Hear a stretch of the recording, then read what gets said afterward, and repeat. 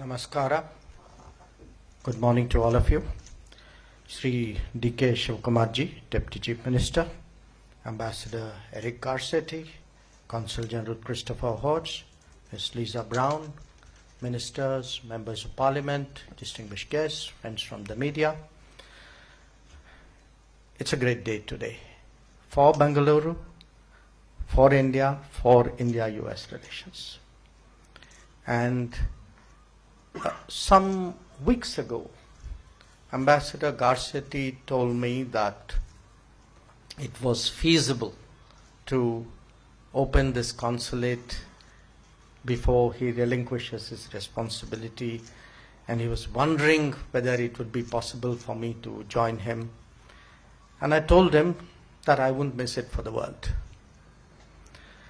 And there are a number of reasons for that. First, a long personal association with Bengaluru. I first came here in 1962. My grandparents lived here. I did a little bit of my schooling here. I was telling the ambassador when I joined the government, had I joined the domestic service, I would have been an officer of the Karnataka cadre. I actually did my district training in Belgaum, in Chikori. So for me, there was a strong personal commitment to ensure that the American consulate was finally established here. The second reason was an equally long association with the United States and our relations with that country.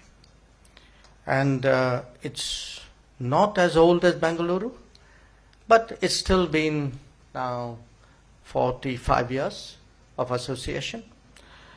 And somehow to me, the fact that an American consulate was not there in Bengaluru was a gap, something missing in the relationship. But I also reflected on the future of our ties, and it's something I would like to talk about a little later. And when I envision where we are going, our ties are going, our cooperation is going, I think Bengaluru has such an important place, Karnataka has such an important place, that again it was, it was for me an imperative that there is a permanent, resident presence of American diplomats in this town. So as you can see, there was my own enthusiasm to get this done. And I must say, to give due credit to the people of Bengaluru and their representatives, especially the members of Parliament, for the last 5 years as minister, I don't think there was a single occasion I came to this city and somebody didn't stand up and say, so when is that consulate coming? So I was actually sitting this morning and looking back at every visit I have done in the last 5 years, and every visit that issue came up. And every time I would tell them very truthfully that, look, I'm trying my best. So, it was from really, I would say, the cross-section of the society. It was from business, it was from the tech world, it was from academics, it was from, it was from people you would meet in a restaurant saying, go get that consulate done. I think it has been something long in waiting, one which I believe Bengaluru more than, legitimately deserved and expected. But what happened in 2023, as Ambassador Garcetti said, was we were preparing for a Prime Minister's visit. And we had just, I think, finished Secretary Blinken's visit, if my memory serves me right. And Prime Minister Modi, when we were looking at what we could be doing for the visit, actually brought up this issue and said, well, I really think people need to get this consulate done. But Ambassador Garcetti didn't tell you the full story. So I told him, you get Bengaluru done and I'll get you Los Angeles done. And which is his hometown. So we will be opening our consulate in Los Angeles also fairly soon. Now, a consulate serves many purposes. Obviously, a big part of it is to facilitate travel. So, I do want to remind people how important that is today in terms of, obviously in terms of business, in terms of professional commitments, but also in terms of the expectations that people have of their lives and of the relationships that they maintain in a very globalized era. I was checking figures and was very glad to see that last year the RPO Bengaluru issued 883,000 passports. So I'm looking at Lisa Brown and saying, okay, you've got a job on your hands here. So, and that's just for 1 year.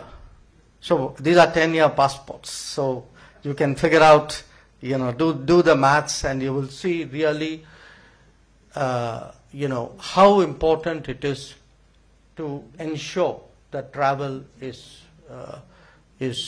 smooth and that the preparations for that travel are as easy for the average citizen as possible.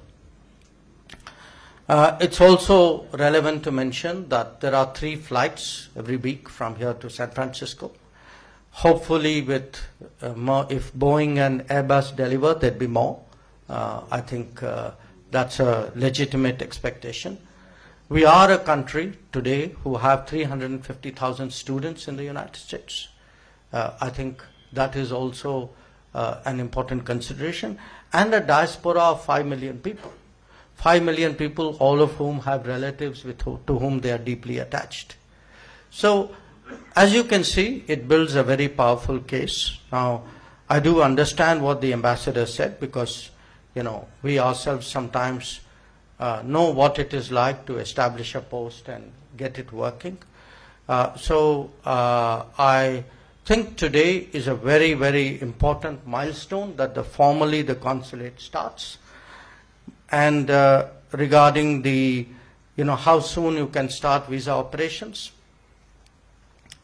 I just realized that this was my talking point number 1 with Secretary Rubio when I go and see him.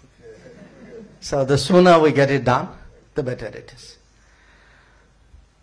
But let me conclude finally by saying a few words about the future of our ties and the importance of Bengaluru and Karnataka to it. Today, when we look, at all the possibilities before us, in an era of AI, of EVs, of space, of drones, I think and of bio and, it's today our relationship will be heavily based on technology, even more so than before.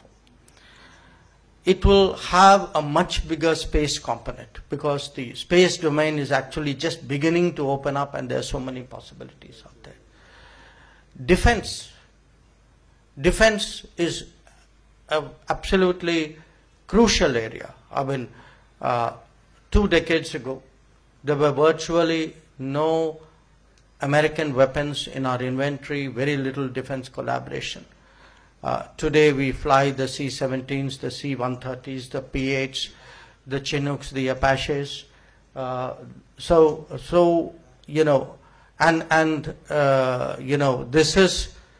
This is the town of HAL.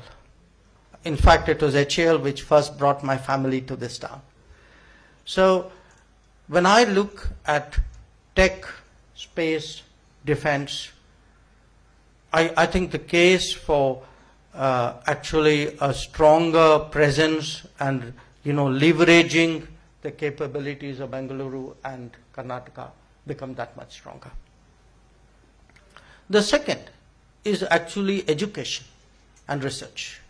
And with the new education policy, I think the vistas for educational cooperation have also opened up.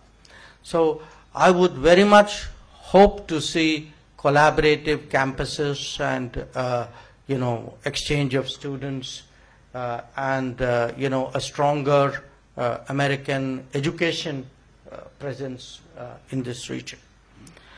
Then there are the realities of the international economy. The fact is that supply chains are undergoing a transformation. I expect this to, I think not I, but I think all of us expect this transformation to accelerate in the coming days.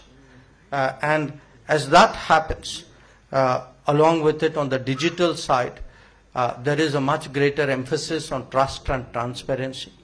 So today, trusted supply chains will really become key to strategic partnerships. And there, I see a great future for India and the United States, and I think in that future, obviously, Bengaluru will also have a salient part. So, in many ways today, I think the formal opening of this consulate is one more sign that we are overcoming the hesitations of history. I do believe today it is within our grasp, within the realm of possibility, that we realize more fully the potential of India-US relations.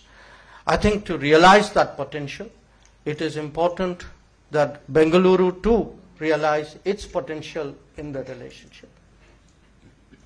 And finally, I am given to understand that this is the 12th foreign consulate in the city. So welcome to the first dozen. But as a country today, we are encouraging the opening of more embassies in the capital. It's part of our deeper engagement with the world. But along with that, we are also encouraging more embassies to open consulates.